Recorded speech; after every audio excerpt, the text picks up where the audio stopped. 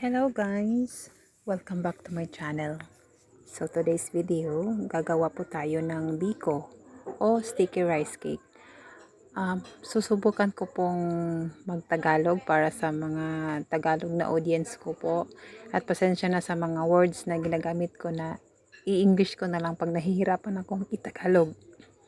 So, yan guys, nagluto po tayo ng biko. First time kong gumawa ng puti na glutinous rice mixed with black rice.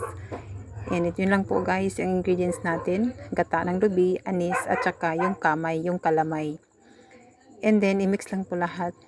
Ganito po ako gumagawa. I-mix ko muna. Saka ko isa lang sa isang malaking kaha o kalawa. Yun na po guys, ang pinaka-importante sa ating biko ay mag-bubbles po yung latik kasi siya yung nagpapasarap at nagpapalagkit sa ating biko. And yan, imimix na natin yung luto na pilit o glutinous rice dun sa kumukulo na latik. Importante po talaga yan na dapat kumukulo na siya, sticky na taka nyo ilagay. And then, imikos-mikos nyo lang po.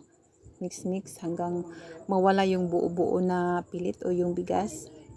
And then yung latik po, mamimix po siya lahat. And then yun na po, kailangan pong may umuusok.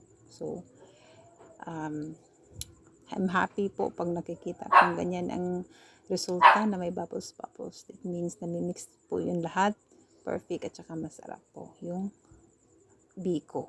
So yun na po yung nagagawa natin, 5 parte ng biko kasi 2 kilos and 1/2 lang po yung ginawa natin na measurement.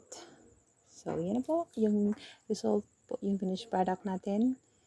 And meron na po tayong pagkain para sa Lenten season o Semana Santa.